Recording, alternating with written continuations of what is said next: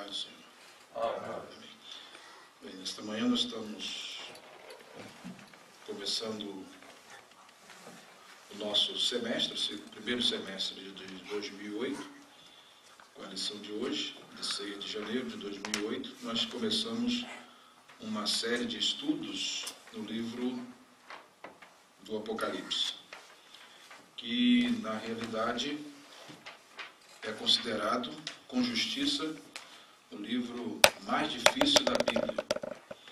E pela primeira vez eu tive a oportunidade de fazer um curso no livro de Apocalipse, e nós conseguimos fazer pelo menos uma introdução ao livro para tentar entender algumas questões que são importantíssimas dentro do desenvolvimento desse livro, dessa revelação, que se encontra na Escritura, fechando assim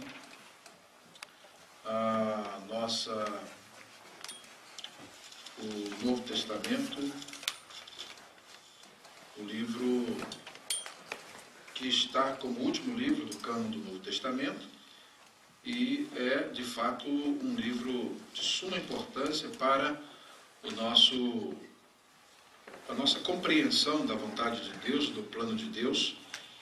E então inúmeras questões são e devem ser levantadas para podermos começar esse estudo. De fato, a proposta que nós temos de um estudo do Apocalipse seria um estudo bem detalhado, indo no livro passo a passo, né? Parágrafo por parágrafo, e indo do princípio ao fim. Essa não é de fato a metodologia que nós vamos usar no estudo bíblico, porque a proposta desse estudo bíblico é dar uma visão panorâmica. Então nós vamos ter 17 lições que serão sintéticas, e por conta dessa síntese, muitos dos aspectos que devem ser vistos com mais detalhe têm que ser deixados para um curso específico sobre o livro. Deus nos dando a oportunidade, nós teremos a satisfação de fazer essa abordagem com os irmãos aqui, né? Mas aí nós vamos nos preparar para isso. E a lição de hoje é a missão dada pelo Senhor Jesus ao apóstolo João. Bem, então, para começar, nós temos o título Apocalipse. O que significa Apocalipse? Apocalipse vem da palavra grega que inicia o livro. Eu tenho aqui o livro na sua língua original, que foi escrito em grego, e a palavra Apocalipse é a primeira do livro, Apocalipsis, em grego, que significa revelação. Daí, então, quando você tem o título Apocalipse, do apóstolo São João, no primeiro versículo nós temos aqui revelação de Jesus Cristo, a qual Deus lhe deu para mostrar aos seus servos as coisas que brevemente devem acontecer, e pelo seu anjo as enviou e as notificou a João, seu servo, o qual testificou da palavra de Deus, do testemunho de Jesus Cristo e de tudo o que tem visto. Então, o livro começa com a palavra Apocalipse, que é Apocalipse, foi traduzido aqui no versículo 1 como revelação. E, dentre os estudiosos, foram feitos alguns estudos, e, obviamente, o Apocalipse de João, na realidade, não é um livro do Apocalipse apenas, mas existiam dentro do judaísmo da época de Jesus, o período interbíblico, e depois outros apocalipses que surgiram, que não entraram no cânon, que são considerados livros que hoje recebem a designação de literatura apocalíptica, tá? E, dentre os estudiosos, pouco consenso há sobre o que vem a ser literatura apocalíptica. Então, baseado nos estudos feitos dessas obras que surgiram no período do interbíblico, percebe-se que a criação do título e do nome literatura apocalíptica, essa expressão literatura apocalíptica, ela vem designar tanto esse gênero de escritos judaicos que são escritos no período interbíblico, como outros de natureza cristã, que são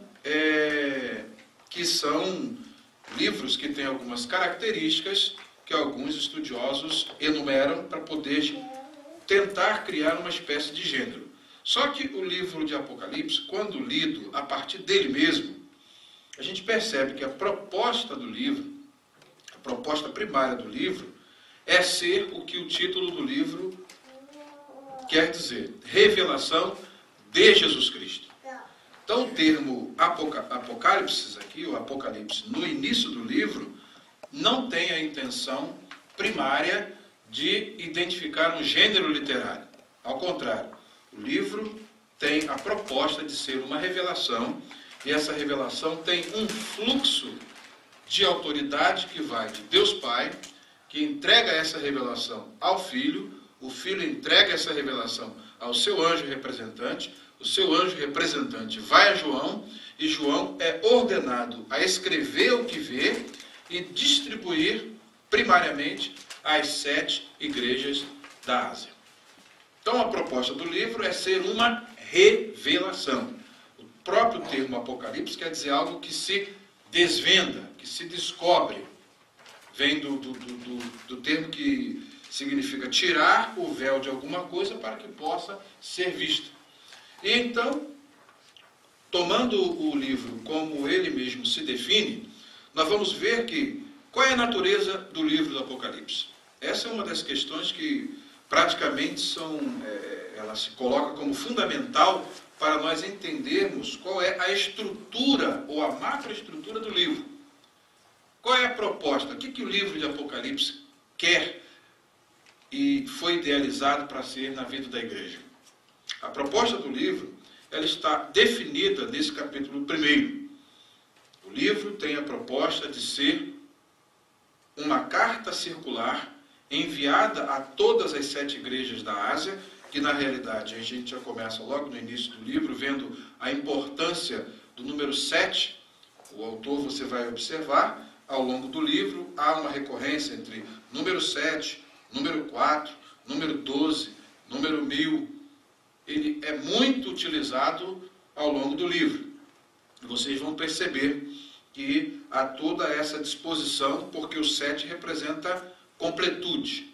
Então, a proposta de entendimento do livro se dá exatamente na compreensão da macroestrutura do livro, que tem basicamente 7 visões, e essas 7 visões indicam a totalidade da revelação. Daí um autor chamado Richard Bauckham, ele escreveu 2 livros que foram publicados praticamente na mesma época, em 1993. Um é o Novo Testamento, na coleção Novo Testamento, a teologia do livro de Revelação. E ele então diz que nada mais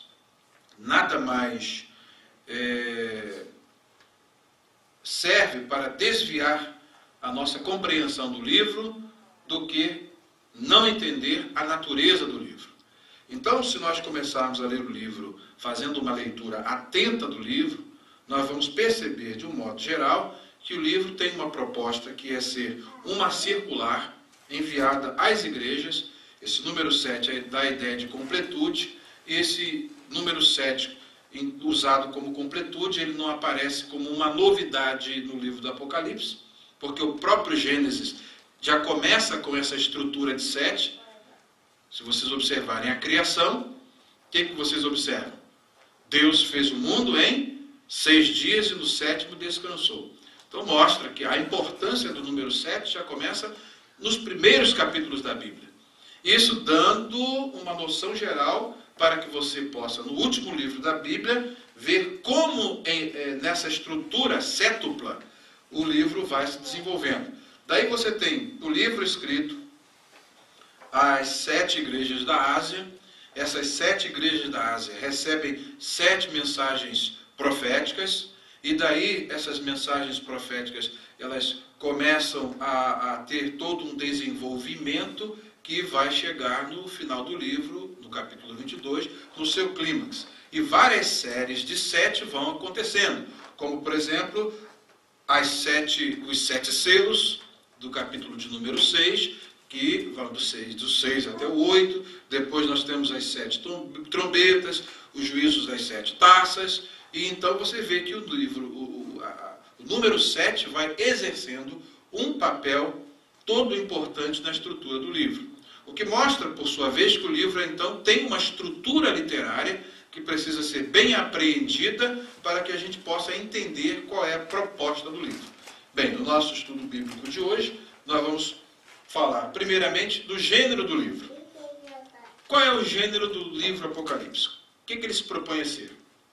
Antes de entrarmos nas perguntas, essas questões preliminares, elas precisam ser vistas. Tá? Então, quando nós lemos aqui, capítulo de número 1, versículo 23, nós vemos o seguinte: bem-aventurado aquele que lê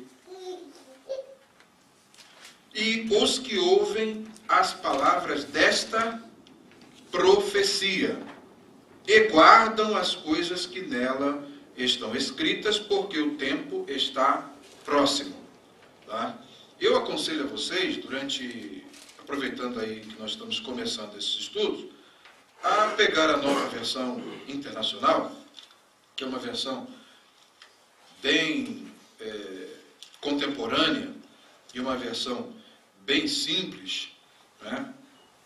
Então, pegar a nova versão internacional, a NVI, e fazer uma leitura do livro de Apocalipse, do primeiro ao último capítulo, do primeiro ao último versículo, numa sequência ininterrupta. Começa do primeiro capítulo e vai até o final, numa sequência ininterrupta, para que você tenha o quê? Uma noção do todo. Tá? Para que você tenha uma noção do todo. Tá? E quando nós vemos aqui no versículo de número 3, nós vemos a primeira definição que é dada acerca do livro. O que é o livro? O livro é uma revelação profética. Então, se o livro diz que ele é profecia, nós temos que ler o Apocalipse como mensagem profética. Se o livro diz que ele é uma revelação, e essa revelação é dada a João para João transmitir aos servos de Deus, para que ele possa mostrar aos servos de Deus aquilo que em breve há de acontecer, daí então o que acontece? É necessário que nós entendamos o livro como uma revelação, e essa revelação tem um caráter profético. Daí da forma de interpretar o livro, como se interpreta o livro do Apocalipse? Ora, se o livro é profecia, ele precisa ser entendido e estudado como uma profecia. Está claro até aí? O segundo aspecto que é importante é o aspecto, e esse é fundamental, que está aqui no versículo de número 4. Logo no parágrafo seguinte, que começa no versículo 4, o que vocês observam? Vocês observam bem que o livro tem um autor humano. Esse autor humano é João. João, às 7 igrejas que estão na Ásia. Então, esse autor humano está sendo remetente. E quais são os destinatários? As 7 igrejas que estão na Ásia. Observem bem o que vem a seguir. Graça e paz seja convosco. Esse tipo de saudação não é peculiar em outras literaturas do Novo Testamento? Onde é que ele é peculiar? Onde é que aparece esse tipo de saudação? Graça e paz.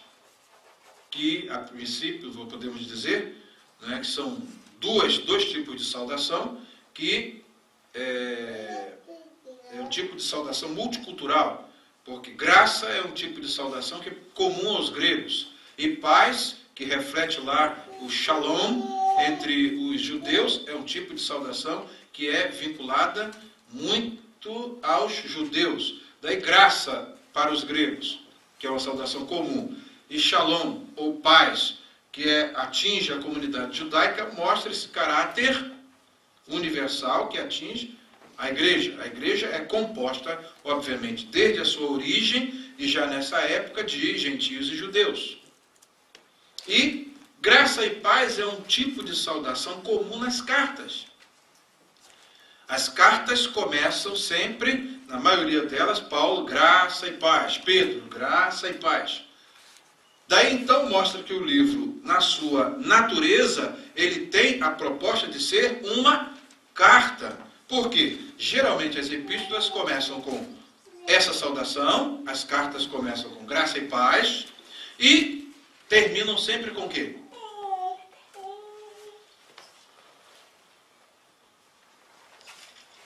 Acabamos de estudar uma epístola recentemente, a Epístola aos Hebreus, né? Apesar de ela não começar com essa saudação tradicional, que é, por exemplo, comum na 2 de Pedro. 2 de Pedro, por exemplo, versículo 2, graça e paz. No finalzinho vem sempre, qual é o fechamento da epístola?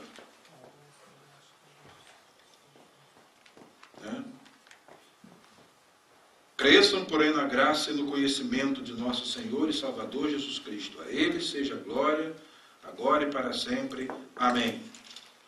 As epístolas de Paulo, e a graça e a paz, tem uma epístola que termina sempre assim, né?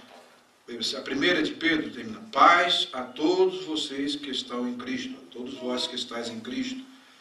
Temos a epístola aos Hebreus, por exemplo, termina, graça seja com todos vós, ou com todos vocês. Vocês observam bem? E o Apocalipse? Veja bem como termina, capítulo 22.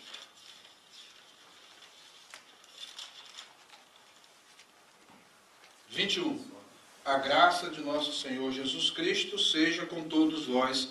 Amém. O que vocês observam, então, em relação à natureza do livro do Apocalipse? Como nós poderíamos, então, definir o gênero que é o Apocalipse, segundo ele mesmo diz ser, segundo as suas próprias palavras? É uma carta, e obviamente uma carta circular. Por que é uma carta circular? Porque ela é dirigida a vários destinatários, várias igrejas vão receber esta circular, tá? Tem as características de carta, porquanto no versículo 4 do capítulo 1 começa com graça e paz.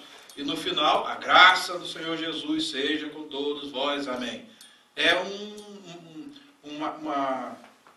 uma forma de nós compreendermos a estrutura geral do livro.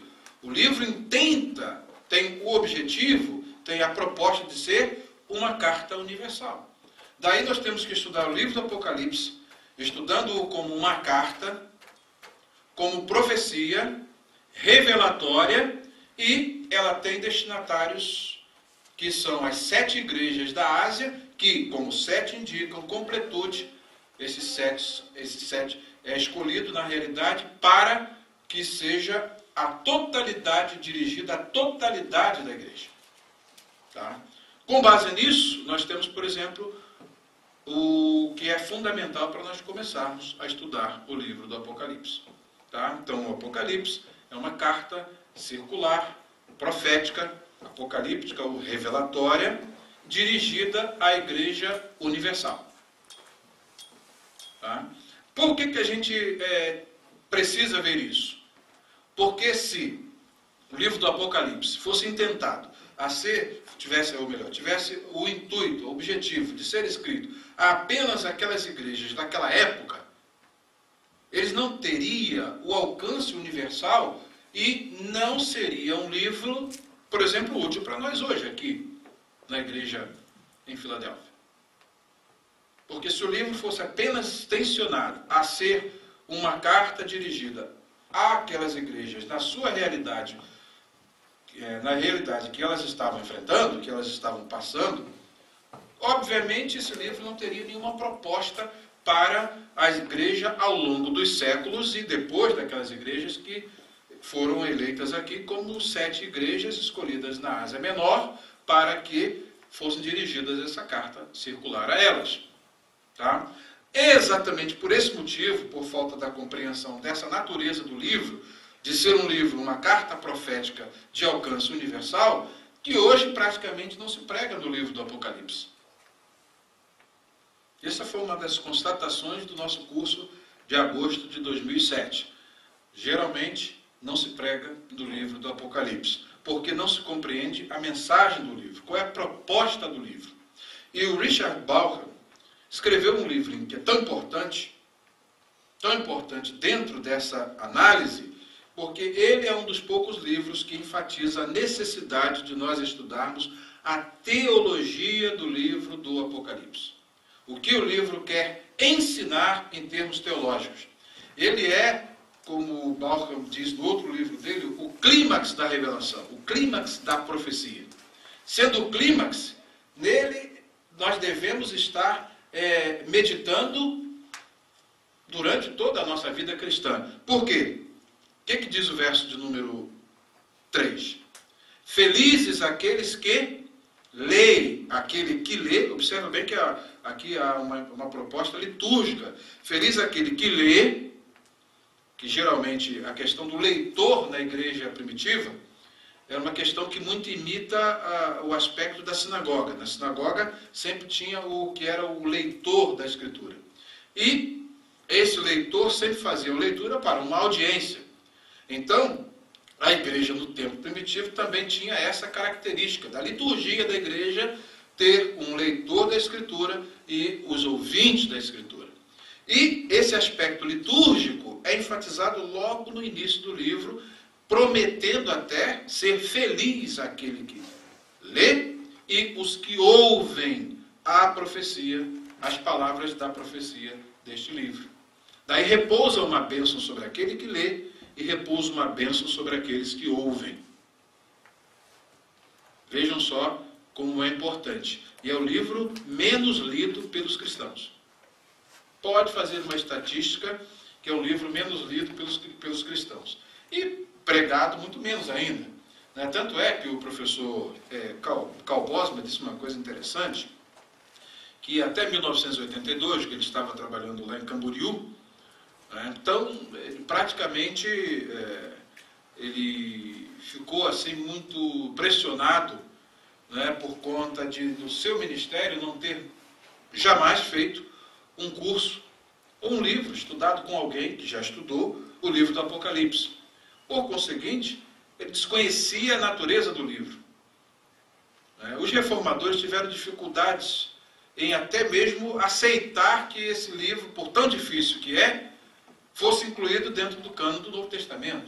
João Calvino não escreveu nenhum comentário sobre Apocalipse. Martinho Lutero também não escreveu nenhum comentário. Em 82, o Bosman concluiu que ele nunca estudou acerca do livro. Daí ele pediu 1 ano de férias lá na convenção dele, para, pelo menos, dedicar 1 ano de estudo ao livro do Apocalipse. Foi aí, então, que ele começou a jornada, que hoje já dura 25 anos. Quer dizer, esse ano vai fazer 26 anos que ele vem estudando o livro do Apocalipse. E na oportunidade que nós tivemos de analisar o livro, hoje ele é um dos grandes especialistas no livro de Apocalipse, e na realidade o que aconteceu foi que nesse ano ele descobriu que ele precisava estudar muito. E há 25 anos ele tem estudado e tem visto que o livro realmente tem muitas dificuldades que praticamente são insolúveis da perspectiva humana, né? Que um dos conferencistas lá do Kelvin, quando fizeram uma semana de conferências sobre o Apocalipse, ele disse: provera a Deus que o anjo que foi enviado a João voltasse à terra e desse a oportunidade para alguém, né, que quem dera se fosse eu privilegiado de receber a visita desse anjo para poder me explicar o que ele transmitiu para João. Né? Na realidade é uma possibilidade que fica em aberto, porque o anjo não morreu, nem se aposentou, né, quando nós lembramos a saudosa linguagem do pastor Jair. Não se aposentou, não ficou mais velho, e quem sabe Deus tem misericórdia de nós e o envia. Mas foi exatamente uma descoberta que para ele foi o início de uma caminhada. Hoje já são 25 anos que está estudando e já tem aprendido alguma coisa. Daí então, com base nessa visão geral do livro, que o livro é uma carta circular, tá? Que o livro é profecia, que o livro tem a proposta de revelar, e que o livro é, no seu todo, né, no seu todo, ele utiliza de uma linguagem simbólica. É um livro que utiliza uma linguagem simbólica, ou seja, alguns referentes são utilizados para poder dar a entender outras coisas. E isso está tudo no primeiro capítulo. Esse capítulo primeiro precisa ser lido com bastante atenção, porque ele é a chave para que você tenha praticamente a compreensão de todo o livro. Entendeu o capítulo primeiro, você está numa boa jornada para fazer uma viagem ao longo do livro. Tá? Então vamos ver se a gente pelo menos tem uma ideia geral, que o nosso estudo bíblico, a ideia nós temos um panorama geral, né, do livro, a fim de que a gente possa posteriormente dedicar, se houver interesse, né, que também a questão é haver interesse. Se houver interesse, a gente fazer um estudo mais minucioso, mais detalhado, para podermos então ter uma compreensão geral do livro. Que às vezes acontece o seguinte, você pode estar num estado sem apetite, e a melhor comida, dependendo das coisas que ocupem a sua mente, que lhe preocupem, a melhor comida às vezes pode parecer uma coisa sem sentido algum. Chega num restaurante e não estou com apetite não quero comer não. Pode acontecer, dependendo do nosso estado físico, às vezes, nós estamos numa condição tal, que a gente chega, pode botar a melhor comida na nossa frente, a gente não tem apetite para comer aquela comida. Né? Não há. Então, dependendo da nossa situação espiritual, da nossa vontade de meditar e estudar a palavra de Deus, a gente pode ter essa vontade, né, de ler e de estudar e de meditar, né, e abre assim, descortina novos interesses, novos horizontes, não é? Essa vontade de descobrir uma coisa nova, ganhei o dia. Né? Isso aí depende muito de cada um de nós. Eu me lembro que quando eu dei um curso sobre uma noção geral, né, para uma turma de básico em teologia na Faculdade Internacional de Teologia, sobre Apocalipse, pelo menos eu consegui mostrar para eles a necessidade de o livro ter esse caráter prático na vida da igreja. Que a mensagem do livro é uma mensagem que deve ser pregada na igreja, ou, na pior das hipóteses, que já é uma boa opção, pelo menos ser lido na igreja. E eles, então, tiveram uma visão surpreendente do livro, e pelo menos tiveram uma noção geral do livro e já ficaram satisfeitos com isso. Então, mas era uma turma que 45 alunos, né, que era difícil você ver, eles chegavam do trabalho cansados e à noite iam lá para a faculdade e ficavam lá até 10 horas da noite. E às vezes a gente passava um pouquinho, porque estavam com vontade mesmo de aprender, 2 vezes na semana. Foram 8 aulas que foram, na experiência de alguns, foram as mais enriquecedoras. Então isso depende também do interesse de cada um de nós. Né? Porque se a gente fala para um público motivado, a gente se motiva. Se a gente fala para um público que não tiver motivação para aprender, o que a gente sente como inspiração? Nenhuma.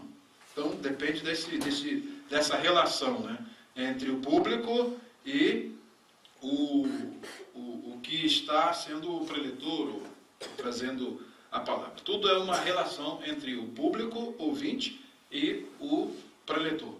Se não houver uma interação, né, e não houver uma predisposição, né, então aí há uma deficiência na questão da comunicação. Ela se torna deficiente. Então espero que a gente tenha essa receptividade para poder fazer esse estudo bíblico. Tá? Quem pode definir o gênero de Apocalipse? Do livro de Apocalipse. O que é o Apocalipse? Anotou? O que ele é, então? Revelação profética. Revelação profética, exposta na forma de uma carta geral. Né? Como é que você prova isso? O livro tem a estrutura de carta, porque tem a saudação peculiar. A partir do verso 4, você vê João, destinatário às igrejas que estão na Ásia, a saudação, graça e paz. Fechamento do livro, a graça e a paz de nosso Senhor Jesus Cristo. Qual é o último versículo do capítulo 22? A graça de nosso Senhor Jesus Cristo seja com todos vós. Amém. Então o livro tem essa estrutura, essa característica. Daí importante, por que é importante você descobrir isso? Porque vocês vão ver que o pastor Manuel vai acentuar um ponto importantíssimo aqui, que pouca gente, em todo o tempo de crente, deve ter observado. As tão chamadas cartas às igrejas, que compõem o capítulo 2 e o capítulo 3, na realidade, são mensagens proféticas dirigidas à igreja dentro do corpo da carta, que é o livro. O livro, como todo, é uma carta. Então, esse vício que os escritores têm de botar, carta às 7 igrejas da Ásia, primeira carta à igreja de Éfeso, na realidade, são títulos que desviam a atenção do autor, do leitor, para a inserção dessas mensagens proféticas, tá? No todo do livro, que é uma carta. O propósito do capítulo de número 2, vocês vão ver isso, eu vou mostrar para vocês, e o capítulo de número 3, eles estão intimamente relacionados com o capítulo 1. E, por sua vez, os capítulos 1, 2 e 3 estão intimamente relacionados com 4 e 5 até o 22. Há toda uma inter-relação, mostrando o quê? Que o livro é uma unidade. Vejam o que foi feito. Revelação, então é um bloco completo de Jesus Cristo, a qual Deus lhe deu. Então, quando Deus deu a revelação, a circular, a Jesus Cristo, ele pegou essa circular, essa carta circular, entregou ao autor humano João, num processo gradativo. Ele foi vendo e escrevendo as partes desta revelação, dessa carta, e depois ele transmitiu o todo às 7 igrejas. É um todo completo. O Apocalipse é uma unidade, é um todo completo. Essa visão, então, é importantíssima porque, se você já começa entendendo a natureza do livro a partir do capítulo 1, você já não vai perder de vista que 2 é continuação do 1. Que os elementos de capítulo 3 chamam exatamente o capítulo de número 1. E que os últimos versículos do capítulo de número 3 vão fazer uma introdução a 4 e 5. E 5, então, chama 6. E 6 chama 7. E 7 chama 8. E o 8 sempre vai ter uma chamada para o 9 e há toda uma sequência até chegar ao clímax. Daí, a revelação é um todo, é uma macroestrutura completa. Essa foi desvendada gradualmente para que o autor humano pudesse escrever. Mas ela veio como um todo, é um bloco completo. Tá? Isso para nós é importante. Então, nessa leitura que vocês vão fazer do livro, sempre percebam esse senso de unidade. E vão observar que há sempre temas recorrentes. O capítulo 2 e 3 chamam a tópicos já na abertura, que são apresentados na abertura do livro. E, por sua vez, isso aí, você vai ver que tópicos que são apresentados em 2 e 3 são, por exemplo, vistos em 21 e 22. E outra coisa que é importante para a gente, pelo menos, fechar essa introdução, é que o livro tem um prólogo, que é essa primeira parte do livro, que vai de 1 a 8, ou na realidade o capítulo de número 1, é o prólogo do livro, mas 1 a 8 principalmente, eles são o prólogo do livro. E logo em seguida, o que acontece? O livro tem um epílogo. Quando você fecha lá o capítulo de número 22, a partir do verso 6, você vai ver que o livro já começa a chegar na sua despedida. A partir do versículo de número 6, do capítulo de número 22, você já vai ver que o livro já vem com as admoestações finais e a conclusão. Então aí é o epílogo do livro. No prólogo nós temos que o livro é profecia. No epílogo nós temos que o livro também diz que ele é uma profecia. Qual versículo? Capítulo de número 22. Verso 18. Porque eu testifico a todo aquele que ouvir. Olha, para o ouvir tem de ter o leitor. Papel da leitura no culto e na liturgia da igreja primitiva. Porque eu testifico a todo aquele que ouvir as palavras da profecia desse livro, que se alguém quiser acrescentar alguma coisa, Deus fará vir sobre ele as pragas que estão escritas neste livro. E se alguém tirar qualquer palavras do livro desta profecia, observar o trocadilho? Palavras da profecia deste livro, olha só logo em seguida. Se alguém tirar quaisquer palavras do livro desta profecia, tá? Deus tirará a sua parte da árvore da vida e da cidade santa que estão escritas neste livro. Então o livro é a profecia. Se é a profecia, precisa ser estudado como tal. Procedimento metodológico correto, quando a gente entende a natureza do livro, vai perceber que então o livro tem um prólogo, tá? Que é uma abertura, e tem um fechamento que é chamado epílogo. Ok? Prólogo e epílogo. E o que está entre o prólogo e o epílogo é o desenvolvimento do livro. Princípio, meio e fim. Tá? Tem o princípio, o meio e o fim. Tá? Deu para entender a macroestrutura do livro? Depois a gente detalha isso. Tá? Mas é só para a gente ter um panorama, para vocês terem uma ideia de que vocês vão estudar. Né? O Richard Dawkins fala, qual é a natureza do livro que nós vamos estudar? Por que estudar o livro de Apocalipse? O que ele vai trazer para nós em termos de importância para a nossa vida cristã? Essas são as perguntas fundamentais. Tá? Eu creio que nós já respondemos algumas delas, e outras, obviamente, ficam para um estudo mais detalhado. Ok? Primeira pergunta. Onde o apóstolo João estava quando a palavra do Senhor lhe foi dirigida pela primeira vez? E por que motivo ele estava naquele lugar? João estava, pode responder em coro. Na ilha de Patmos. João estava na ilha de Patmos, fazendo o quê? Dando um passeio lá, fazendo um turismo, ou por que ele estava na ilha de Patmos? Observa bem aqui o que o pastor Manuel pergunta. Essa pergunta foi feita de um modo muito interessante. Onde o apóstolo João estava quando a palavra do Senhor lhe foi dirigida? Vocês lembram alguma coisa do Antigo Testamento? E veio a minha palavra do Senhor dizendo. E veio a minha palavra do Senhor dizendo.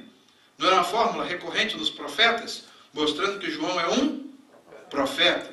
E ele vai então profetizar. Então é importante que a gente veja essa característica importante do livro. O livro é uma profecia. Se é uma profecia, a gente precisa entendê-lo como profecia. Então ele estava na ilha de Patmos. Onde é que ficava Patmos? Bebeto? Tá aí, dá uma revisada. Tá aí. Sua NVI de estudo tem aí uma nota sobre Patmos que é importante para a gente. Onde ficava a ilha de Patmos? Era uma pequena ilha rochosa, cerca de 7 a 13, cerca de 7 por 13 quilômetros no mar Egeu, perto do litoral da atual Turquia, uns 80 quilômetros a sudoeste de Éfeso. Tá? É importante que na próxima aula a gente traga aqui um mapa. Eu vou fazer uma cópia do mapa para vocês, para a gente ter uma ideia da localização, né, das igrejas e a localização de Patmos, aqui no mapa, para ver que estava a 80 quilômetros de Éfeso, e a Ásia Menor, para ver termos um panorama, onde estavam localizadas as 7 igrejas. Você no mapa, você vai observar o quê? Que estudar Apocalipse, você precisa de ter conhecimento de geografia bíblica. Olha como as matérias, as disciplinas se relacionam. Geografia, né? Geografia informando o texto bíblico. Tá? Então, essa é a informação acerca do local onde estava João. E por que ele estava ali?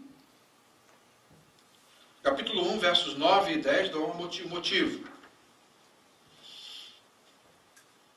Eu, João, que também sou vosso irmão e companheiro na aflição e no reino e na paciência de Jesus Cristo, estava na ilha chamada Pátimos por causa da palavra de Deus e pelo testemunho de Jesus Cristo. Eu fui arrebatado em espírito no dia do Senhor e ouvi detrás de mim uma grande voz como de trombeta, que dizia... Tá. Então, onde estava João? Na ilha de Pátimos. Por que ele estava lá? Ele estava numa colônia romana, para onde eram enviados os prisioneiros. Prisioneiros que estavam se opondo ao regime da época. E esse regime era um regime que, obviamente, estava, segundo informações que a gente tem, históricas, estava provocando uma perseguição na igreja. Daí, então, começar pelo líder, estava o líder lançado nessa ilha, confinado ali, para, obviamente, ficar cumprindo pena. Ele era um prisioneiro. Daí, a carta revelatória, a carta de revelação, é uma carta da prisão. É escrita num ambiente de prisão, como as cartas de Paulo que foram escritas da prisão. Deus não escolheu o melhor momento da vida de João para dar a ele essa revelação, que é o clímax da revelação. Então ele estava na ilha de Pátimos como prisioneiro e ali lhe foi dirigida a palavra do Senhor. Tá? Quer dizer, ele foi arrebatado em espírito no dia do Senhor. Ele entra num transe, ele entra em espírito e na dimensão espiritual ele ouve, ele vê. O livro é centrado então sobre dois verbos principais que passam todo o livro: ver. Analise quantas vezes ocorre o verbo ver. Eu vi, e depois disso eu vi, eu ouvi. Tá? É importante vocês observarem isso. Tá? Então, primeira pergunta está respondida. Por causa do testemunho, ele estava na ilha de Pátimos. Dá uma pausa aí para a gente... Dá uma pausa aí.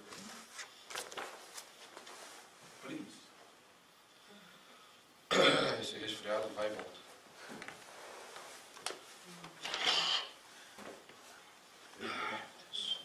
Você vai não.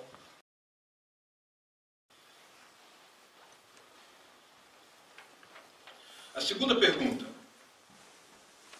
O apóstolo João recebeu a ordem de enviar às igrejas somente a parte que se referia a cada uma delas, ou o livro todo lhes seria enviado? Vejam bem, agora vocês já pelas observações que eu fiz, vocês vão observar que o pastor Manuel também estava atento quando ele leu. Ele prestou atenção, peraí, olha aqui. O que vês, escreve.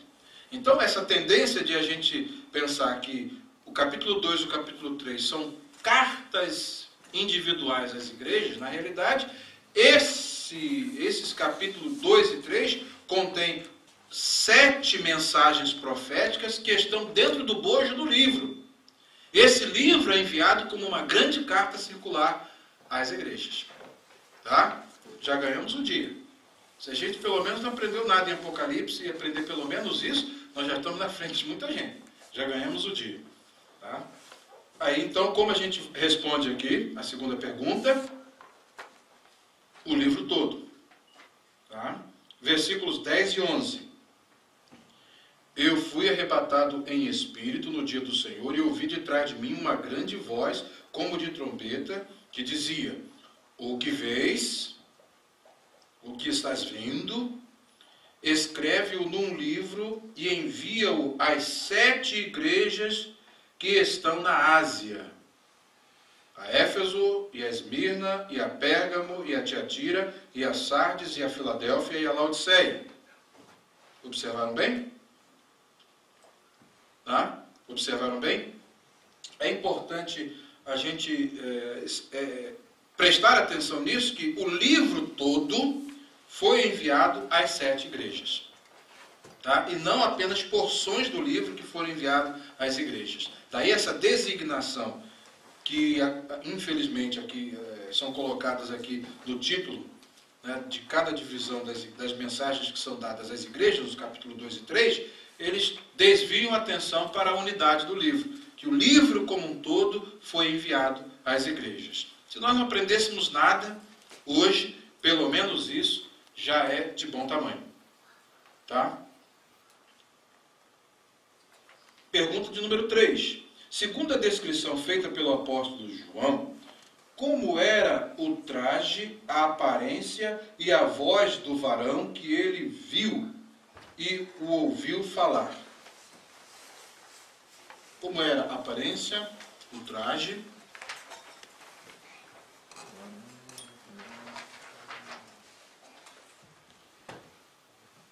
e a voz? Como era?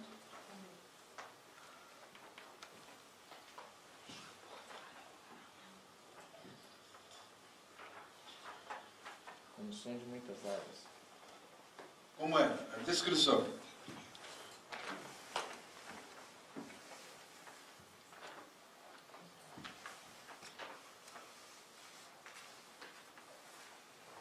Esse verso 12, começa a partir do verso 12. Virei-me para ver quem falava comigo. É interessante observarmos aqui, nenhuma das duas traduções aqui fazem uma tradução literal do que está aqui no texto grego, nessa expressão da primeira oração aqui. Virei-me para ver quem falava comigo.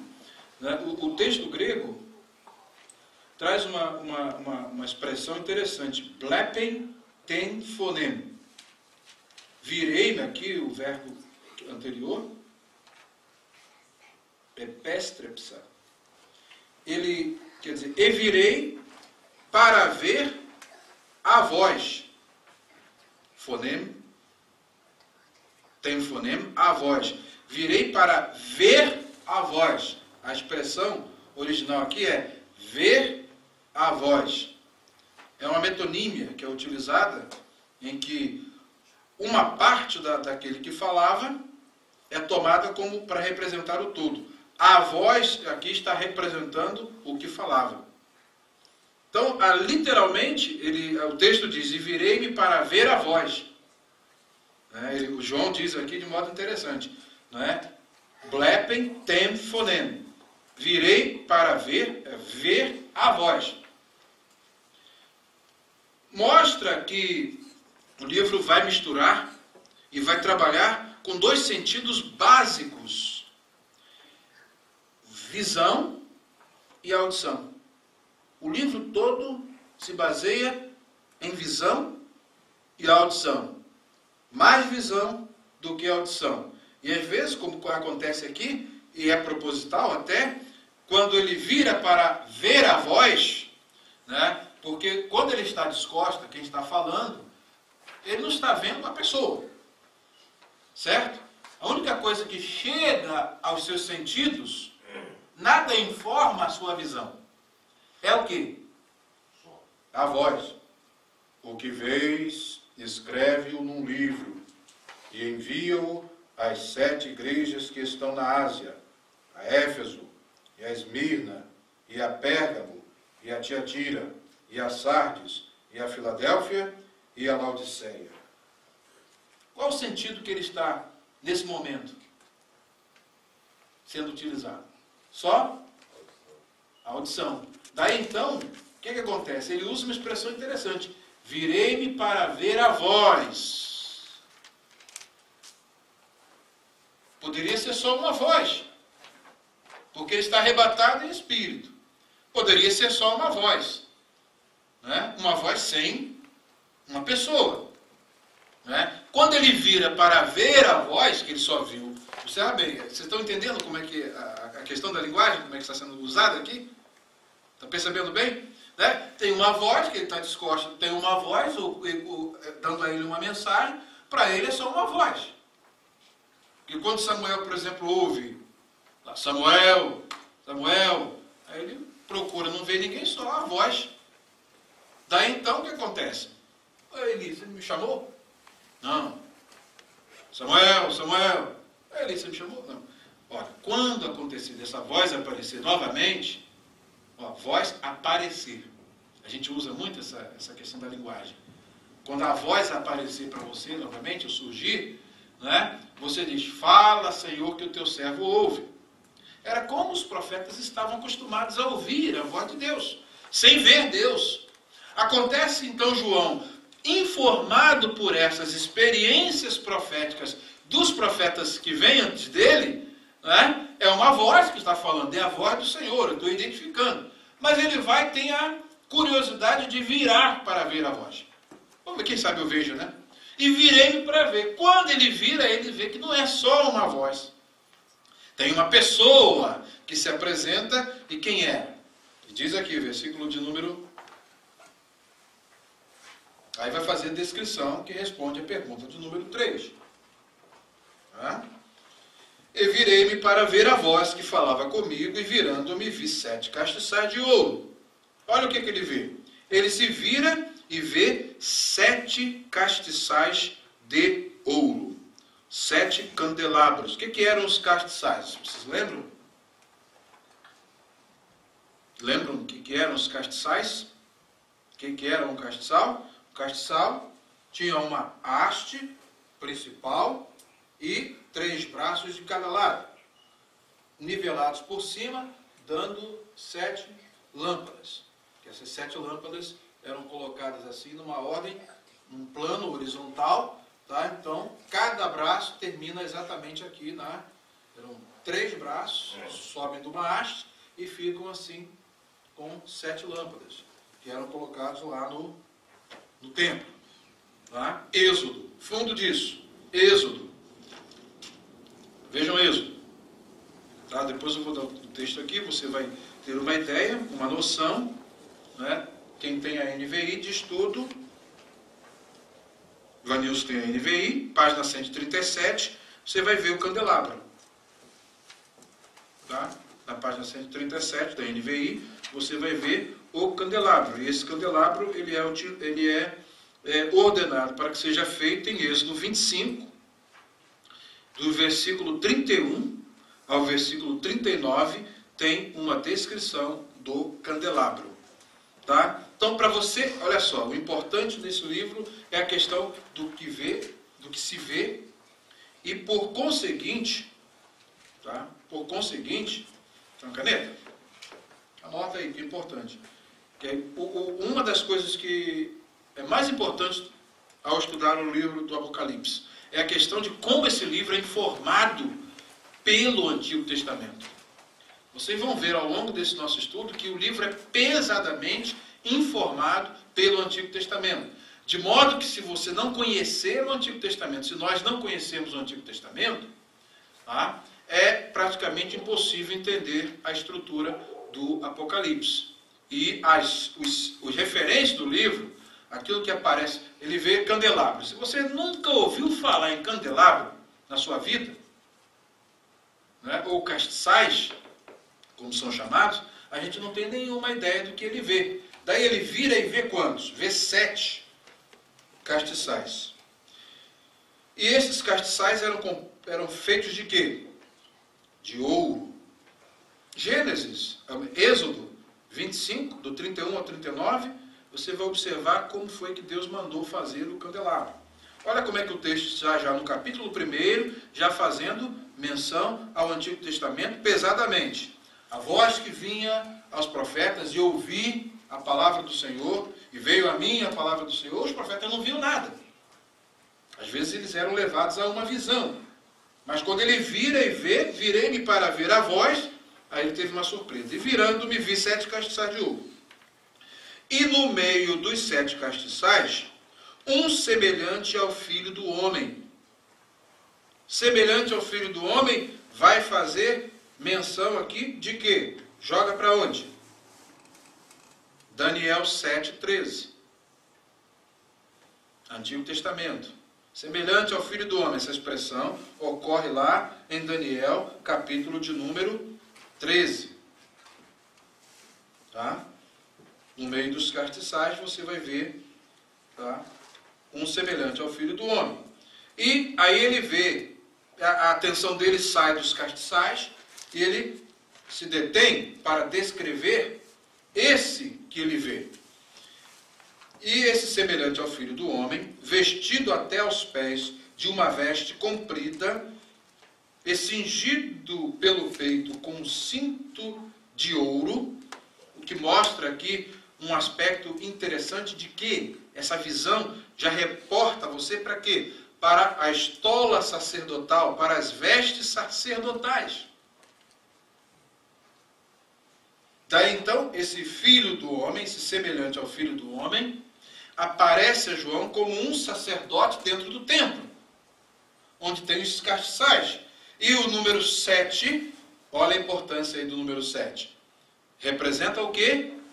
Completude. Quando diz que ele está no meio dos 7 castiçais, que são esses 7 castiçais? Fica uma pergunta para o leitor. Sempre na literatura profética, bem, aparece um filho semelhante ao Filho do Homem. Eu já estou informado por Daniel 7,13. Tudo bem. No meio de 7 candelabros, 7 castiçais. Bem, eu já sei o que são os 7 castiçais dentro da estrutura da adoração do Antigo Testamento, que tinha um candelabro. Mas agora aparecem 7. Por que 7? Porque 7 é o número de completude. Guardem bem isso. Totalidade. Tá? Daí então, a gente começa a ficar atento. Bem, tudo bem. 7 castiçais. E esses 7 castiçais tem um Filho do Homem que tem vestes sacerdotais. E a sua cabeça e cabelos eram brancos como a lã. Isso lhe remete para onde? Daniel, capítulo 7, versículo 9.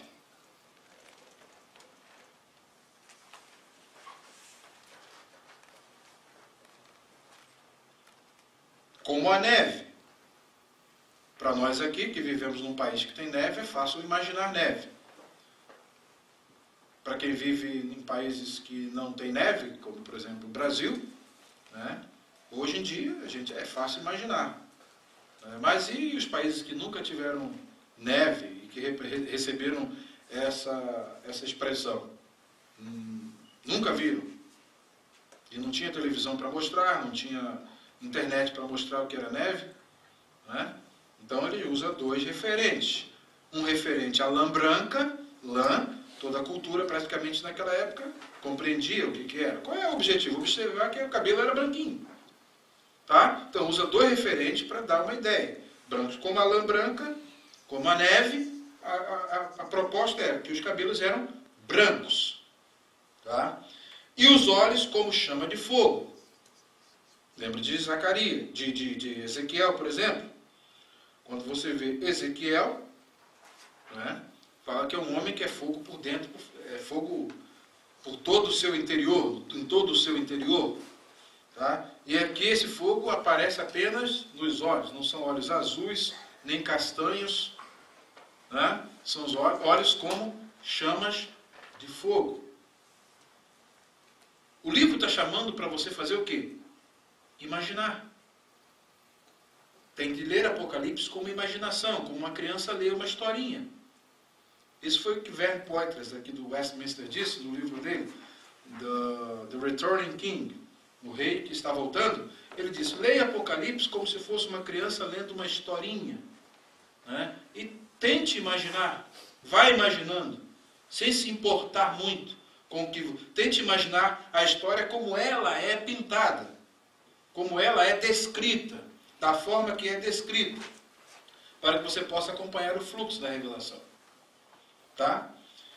E os pés semelhantes a latão reluzente. Joga para onde? Ezequiel 1,7. Como se tivesse sido refinado numa fornalha, e a sua voz como a voz de muitas águas. Daniel 10:6. E você vai ver também isso mais à frente em Apocalipse 2:18, que vai mostrar que o capítulo 2 tem uma relação com o capítulo 1. Toda essa descrição aqui de Cristo, que na realidade ele apresenta, o seu anjo vem aqui numa forma de uma cristofania, de uma representação de Cristo, ele vem indicando algumas das características que são depois apresentadas nas mensagens proféticas às igrejas. Quando ele se apresenta às igrejas, na primeira igreja ele diz: isto diz aquele que tem na sua destra as 7 estrelas, que anda no meio dos castiçais de ouro. Tá? Bem, então, diz aqui mais o verso 16, e ele tinha na sua destra, na sua mão direita, 7 estrelas, e da sua boca saía uma aguda espada de 2 fios, tá? Uma espada de 2 fios, corta de um lado, a lâmina corta de um lado e do outro, uma dupla lâmina, tá? Não é 2 fios, a gente fala 2 fios, aqui o leitor do século XXI pensa que são 2 fios, né? A gente pensa logo do wire, né? Nada disso, não são 2 fios, é uma espada que ela tem 2 cortes, tá? Ela é afiada para cá e tem do outro lado afiada. Então aquela espada que tem a lâmina aqui e a lâmina aqui, tá? E o seu rosto era como o sol, quando na sua força resplandece. Lembram de quê?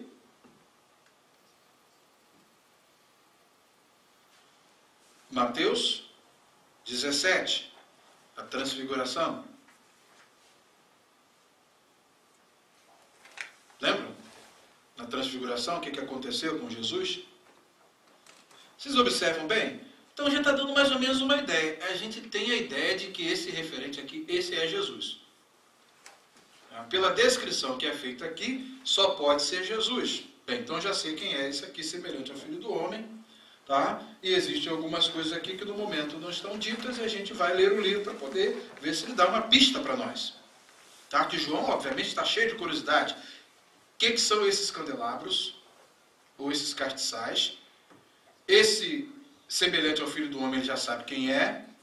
Né? Essa descrição ele vai sendo informado pelo Antigo Testamento e até pelos evangelhos sinóticos, ele está sendo informado, ele já tem uma descrição do que é. Bem, resta saber o que são essas 7 estrelas que estão na sua mão direita, e resta saber então o que são esses candelabros. Tá? O leitor vai ficar em suspense até o final do capítulo. Próxima pergunta. Tem feito a descrição, próxima pergunta. Qual a explicação que foi dada pelo varão maravilhoso ao apóstolo João acerca das coisas que ele estava vendo naquele momento? O que vês, escreve-o num livro. Verso 17 em diante. E eu, quando o vi, caí a seus pés como morto. Você lembra de quê? Daniel, quando tem a visão do anjo, ele diz que não ficou nele força alguma. Aí o anjo tocou, ele se revigorou. Olha como o livro está, logo no seu início, entrando olha só, esse aspecto é importante, numa intertextualidade com os livros do Antigo Testamento. Pesadamente sobre Daniel, Ezequiel, Zacarias, Êxodo, Gênesis, depois você vai ver Salmos. Você vai ver que esses livros do Antigo Testamento são importantes para informar os referentes que são mostrados nas visões de João, que ele tem, e exatamente a partir do Antigo Testamento é que você vai ter uma noção, uma visão do que ele viu, entender o conteúdo da visão que João recebe. Tá? Então é importante que se leiam Daniel 7, Êxodo capítulo de número 25, você leia, tá? Ezequiel capítulo 1, Ezequiel capítulo de número 2, 3, podem ler porque já vão fazer base e dar base para o que vem. Inclusive a lição de hoje já tem pesadamente, entra em intertextualidade, em diálogo entre textos, né? Um texto que o autor escreve, numa visão que é escrita lá atrás, e informa essa visão que o autor João está tendo aqui no livro, que é o clímax da revelação. Diz: e ele pôs sobre mim a sua destra, sua mão direita, e me disse, dizendo: não temas. Agora vem uma descrição que ele faz de si mesmo. Eu sou o primeiro e o último, e o que vive. Fui morto, mas eis aqui estou vivo para todo sempre. Amém. Veio o aspecto da liturgia? Esse amém sempre é utilizado para quê? No culto? Na liturgia, quando você diz alguma coisa, uma coisa muito importante, aí a congregação, amém. Né? Antigamente, quando os pregadores, né, pregavam a palavra de Deus, a congregação, amém. Né? Confirmando a palavra é importante. Depois as nossas congregações perderam esse hábito. Né? Alguns até davam glória a Deus, né? Outros, aleluia. São coisas que a gente aprende dentro da liturgia da própria Escritura. Então, ele faz uma descrição, tá? Quando ele diz essa frase, né, fui morto, mas eis que estou vivo, aqui estou vivo para todo sempre. Poxa, isso é uma expressão para uma igreja que está perseguida, que as pessoas estão morrendo, que as pessoas estão perdendo toda a esperança, que parece que é Roma, com todos os seus comissionados para poder infligir o mal e tirar os direitos políticos, sociais. Uma igreja que recebe uma mensagem dessa, isso entra em adoração, isso provoca a adoração. Daí a função desse amém. Diz mais ele: e tenho as chaves da morte e do inferno. Meu Deus, que declaração importante. Né? Se ele tem as chaves da morte, só quem abre as portas da morte é ele. Não morre ninguém se ele não abrir as portas da morte.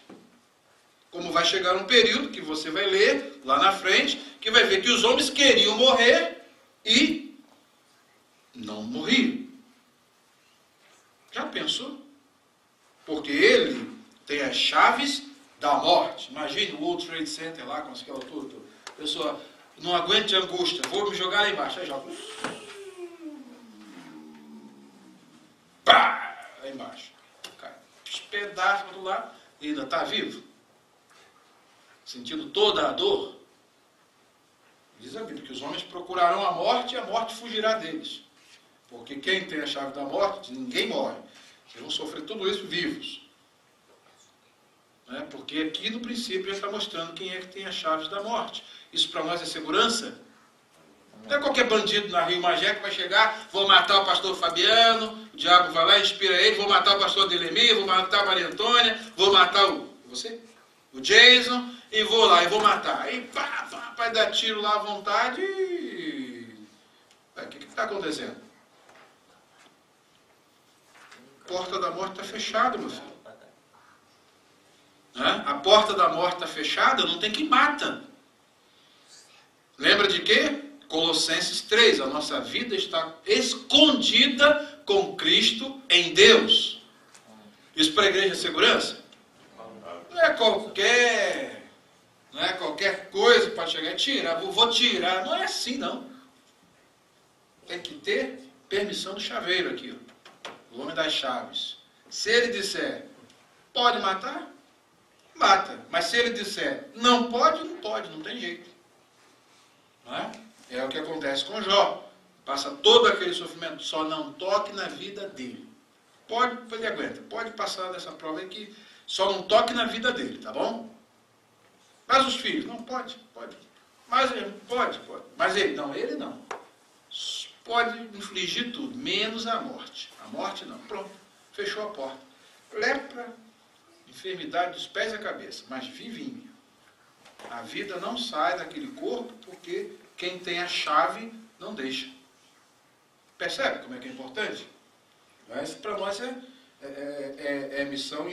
lição importante. E já está vendo algum aspecto teológico no livro que é de importância para nós? O livro tem mensagem para nós hoje? Amém. Tem mensagem. Então o Apocalipse é um livro que tem mensagem para a igreja. E muitas. Ele é todo mensagem. Né? Porque você vai observar uma coisa que nós vamos estudar no capítulo 3 e 4. Que existe um centro de comando do universo. E esse centro de comando do universo, nele está assentado o Deus Todo-Poderoso e à sua destra o seu Filho. Tá? E é esse que se apresenta aqui com essa visão, com esse livro pronto para mostrar a João. Tá? E ele tem alguma relação conosco? Vejam bem. E tenho as chaves da morte e do inferno, ou do Hades, que é a palavra grega aqui traduzida por inferno. Escreve as coisas que tens visto, e as que são, e as que depois destas hão de acontecer. O mistério das 7 igrejas, agora, puxa, que será, hein?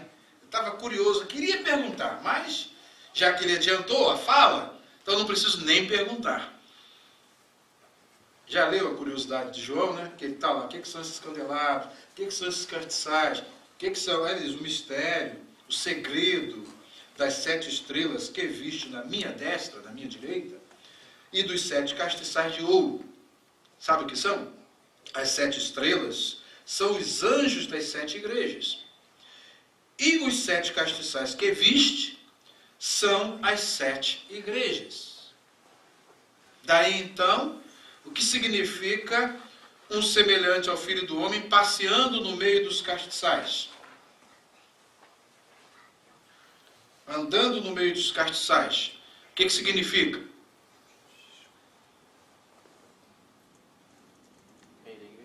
Significa que o Filho do Homem anda no meio das igrejas. Ou seja, ele, onde estão as igrejas, a verdade dita anterior. Onde tiver 2 ou 3 reunidos em meu nome, aí eu estou, corpo presente, eu estou presente no meio deles. Tá? Isso significa que ele está aqui. Amém. Boa notícia para nós, né? Onde tem um castiçal, ele está presente. Então, poxa, se hoje a gente tivesse vindo aqui, não está com muita popularidade, mas digamos que o Bush resolvesse visitar aqui a nossa igreja. Vocês acreditam que esse templo estaria desse jeito? A gente ia ficar no maior aperto aqui, né? Já pensou? O Bush está subindo a escada aí. Né? Meu Deus, essa rua aí, as igrejas iam parar, os cultos e tal, ver a comitiva presidencial, todo mundo ia entrar aqui, nunca entraram aqui, mas se soubesse que o Bush estaria aqui presente, né, ele ia fazer uma fala aqui, né, para nós. Só uma ideia, para vocês terem uma ideia. Isso aqui está, meu Deus, repleto, não ia ter lugar para a gente colocar a gente aqui. As igrejas todas iam fechar porque o presidente está lá na Paul Street, né, 4th Street Reform. Tá lá, vamos lá assistir o presidente. Agora, quando diz aqui que o mais importante, o que está assentado à direita do que tem todo o poder do universo, e ele diz, é-me dado todo o poder nos céus e na terra. Diz que essa pessoa está na igreja, a gente não tem essa visão, então é bom que a gente passe a ter. Apocalipse é exatamente para isso. Para a gente ter a ideia de que nós estamos aqui, não estamos desamparados, nós não estamos... Falou 2 ou 3. Estiver, aí eu estou, é garantia dele. E aqui ele está mostrando que ele é o que está no meio dos castiçais.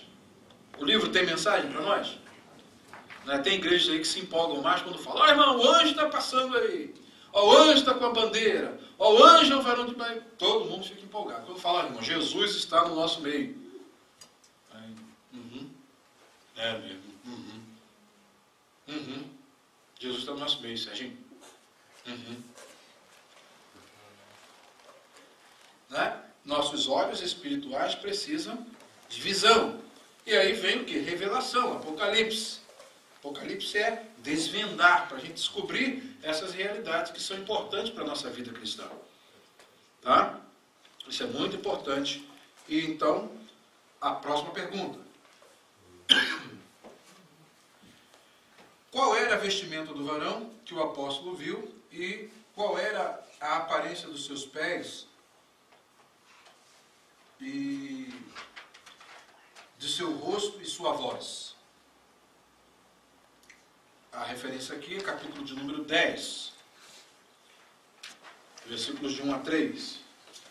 Esse capítulo está sendo estudado em parceria aqui com o capítulo de número 10.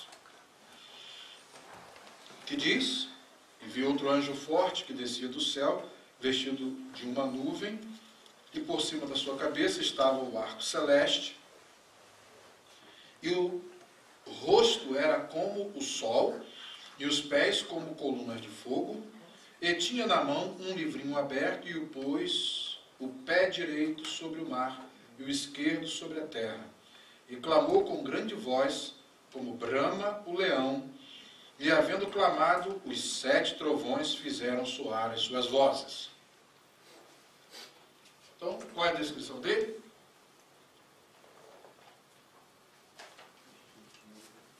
Vestido de nuvem, né? Tinha um arco celeste por cima da sua cabeça. Arco celeste, você lembra logo de quê? Hein? Gênesis. Lembra do dilúvio, né? Quando Deus põe o seu arco no céu, dizendo que não mais vai terminar o mundo com as águas do dilúvio. O arco é uma mensagem de esperança. Dizem alguns estudiosos, em alguns livros que a gente está lendo, alguns estudiosos dizem que o livro do Apocalipse não serve para a pregação do Evangelho. Porque o livro é um oráculo de juízo, usando a linguagem lá de Klaus Westermann. O livro é uma linguagem de juízo. Por engano.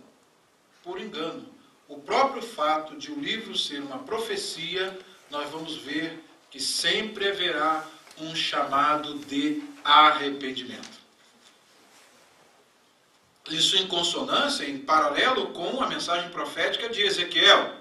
Quando Ezequiel é chamado, o que acontece? Ele é chamado para profetizar para uma nação que está empedernida, inveterada no pecado, mas mesmo assim soa a voz profética. E a voz profética soa com que propósito? Arrependimento. Chamada ao arrependimento. Tá? Ponto central aqui é mostrar essa grandeza desse anjo, né? Mostrando também a relação dele, né, com a criação. Observe que só se utilizam elementos da criação para poder descrever esse anjo. Nada aqui é estranho a nós, quando se fala em arco celeste, quando se fala em rosto como sol, tá? E os pés como colunas de fogo, e na mão um livrinho aberto, pés direito sobre o mar, pé esquerdo sobre a terra, mostrando o alcance universal da sua mensagem. Demais aqui. E clamou com grande voz. Essa grande voz é comparada com o quê? Como brama o leão, tá? Havendo clamado os 7 trovões, a gente sabe o que são trovões, tá? Os referentes de toda essa imagística aqui são referentes que por todos nós são conhecidos, né? Porque você não deve ficar muito preso exatamente aos detalhes da descrição, e sim qual é a proposta, qual é a função desse anjo, qual é a mensagem e o que ele tem a dizer. Tá? Então essa foi feita a descrição. É a próxima pergunta.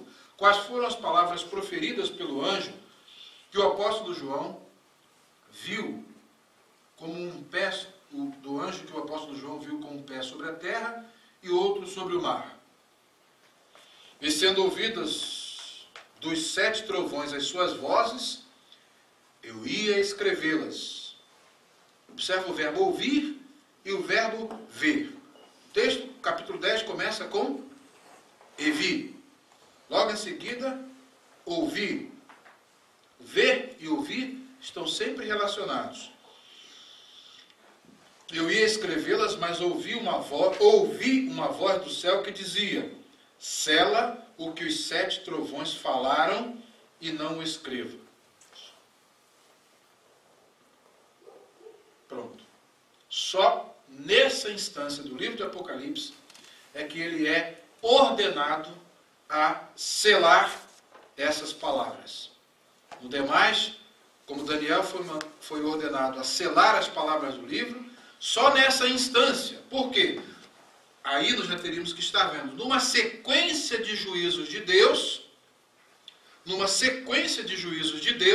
que acontece? Agora vem algo que vai entrar como o clímax desse juízo, que é exatamente a preparação para o ecoar da 7ª trombeta. A 7ª trombeta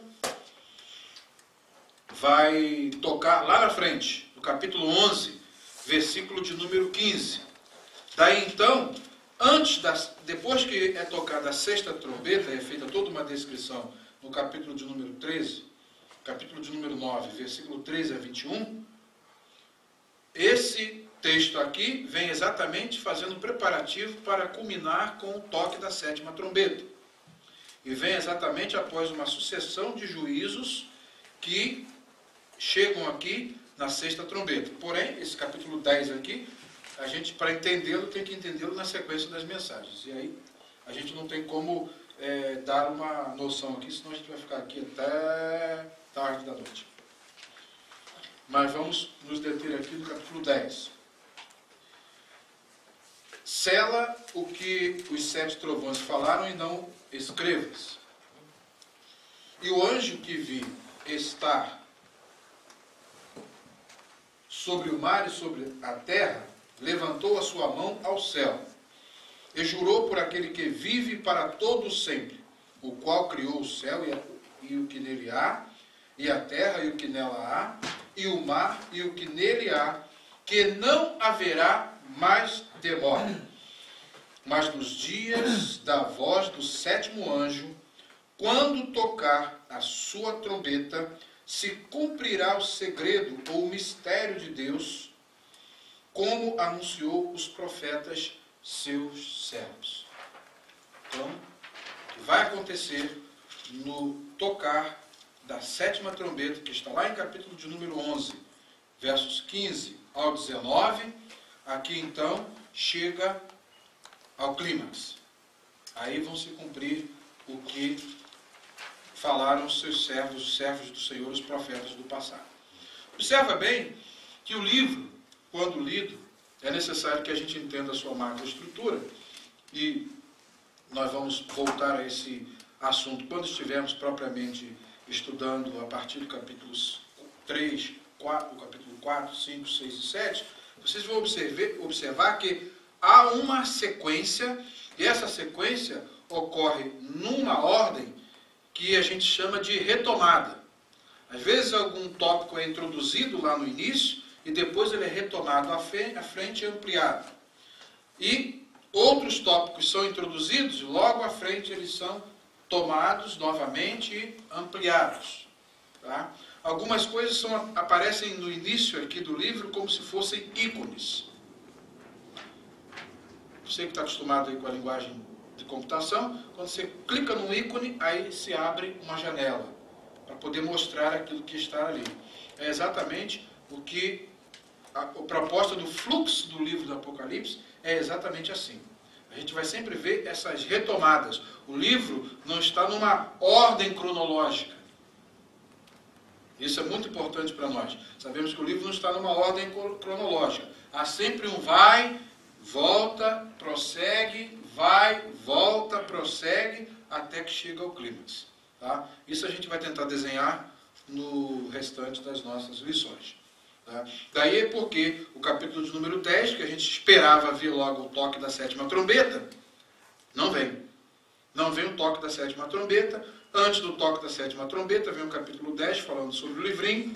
Vem o capítulo 11 falando sobre as duas testemunhas, e depois que é falado sobre as duas testemunhas, aí é que vem a sétima trombeta.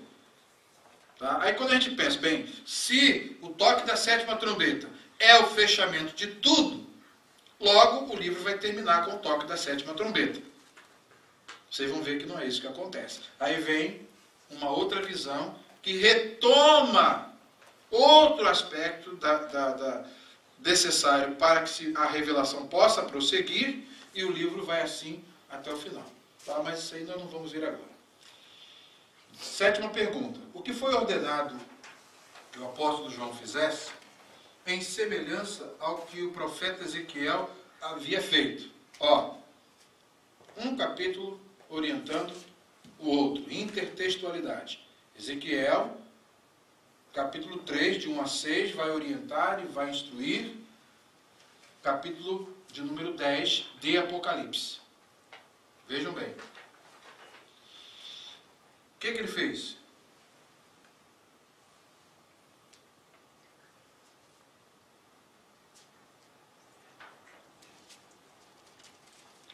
Verso 8 em diante, que diz: E a voz que eu do céu tinha ouvido tornou a falar comigo e disse: Vai e toma o livrinho aberto da mão do anjo que está em pé sobre o mar e sobre a terra. E fui ao anjo que está em pé sobre o mar e sobre a terra, e fui ao anjo dizendo-lhe: Dá-me o livrinho. E ele disse-me: Toma-o e come-o. E ele fará amargo o teu ventre, mas na tua boca será doce como mel. Tomei o livrinho da mão do anjo e comi-o. E na minha boca era doce como mel. E havendo-o comido, o meu ventre ficou amargo. E ele disse-me: Importa que profetizes outra vez a muitos povos e nações e línguas e reis. Ora, para que profetizar? Profecia, obviamente, vai mostrar como está a radiografia de Deus da sociedade e vai fazer com que essa sociedade seja chamada ao arrependimento. Ezequiel capítulo 3, do verso 1 a 6, como informam capítulo 10, Ezequiel. Quem achou? Pode ler? De 1 a 6? 3 de 1 a 6. O povo disse: Filho do homem, come o que achares, come este rolo e vai e fala à casa de Israel. Então abri a minha boca e me deu a comer o rolo. E disse-me: Filho do homem, dá de comer a teu ventre e enche as tuas entranhas deste rolo que eu te dou. Então o comi e era na minha boca doce como mel. E disse-me: Filho do homem, vai, entra na casa de Israel e diz-lhe as minhas palavras, porque tu não és enviado a um povo de estranha fala, nem de língua difícil, mas à casa de Israel. Nem a muitos povos de estranha fala e de língua difícil, cujas palavras não possas entender. Se eu aos tais te enviara, certamente te dariam ouvidos. Observaram bem? Daí então o livrinho. Tá? E esse livrinho, o que ele na realidade tem? Capítulo 2, 10.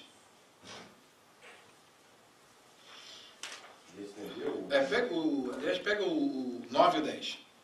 Então vi, e eis que uma mão se estendia para mim, e eis que nela estava um rolo de livro, e estendeu-o diante de mim, e ele estava escrito por dentro e por fora, e nele achava escrita lamentações, suspiros e ais. Lamentações, suspiros e ais. Aí, quando vocês estudarem, quando nós formos estudar mais à frente, nós vamos ver os 3 ais. Tá? Então vocês vão observar que a partir dali nós vamos começar a ver que 3 ais começam a acontecer. E a última pergunta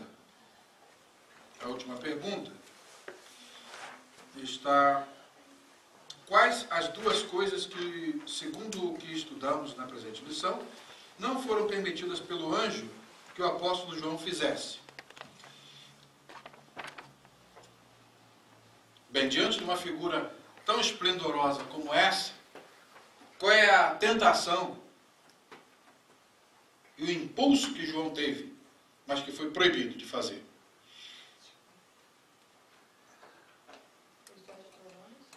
Hein? Qual foi o...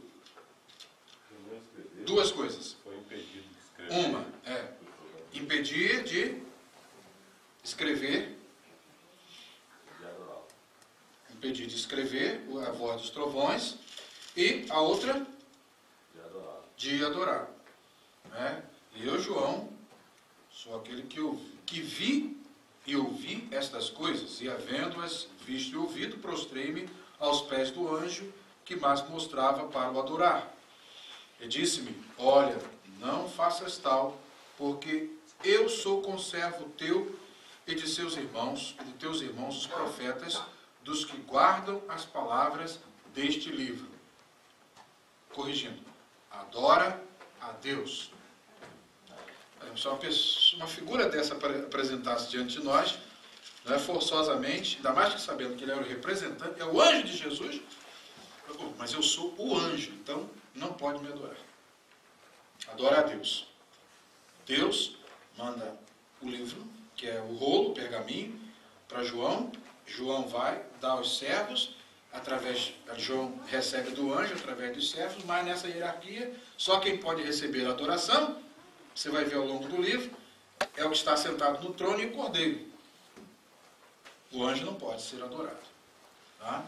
Isso é bom, um bom corretivo para a nossa angelologia atualmente, né? que tem aí de músicas exaltando o anjo e falando dos prodígios que são os anjos, que acabam desvirtuando completamente a função e o propósito dos anjos. Tá? Mas o objetivo deles é exatamente mostrar aquilo que Deus é ordenado. Quando eu falo aqui sobre a relação de capítulo 10 com o capítulo de número 3 e de número 2 de Ezequiel, na realidade isso começa no capítulo de número 8, tá? 8, versículo 13. E olhei e ouvi um anjo voar pelo meio do céu, dizendo com grande voz: ai, ai, ai dos que habitam sobre a terra, por causa das outras vozes das trombetas dos 3 anjos que hão de ainda tocar.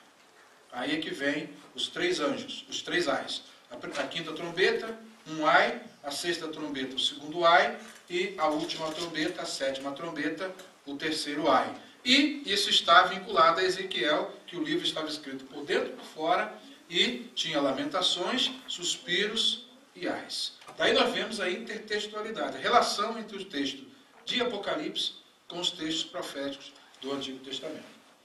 Que Deus então nos abençoe, e eu espero que a gente tenha uma noção geral do livro, e na próxima semana, se Deus quiser, a gente prossegue nessa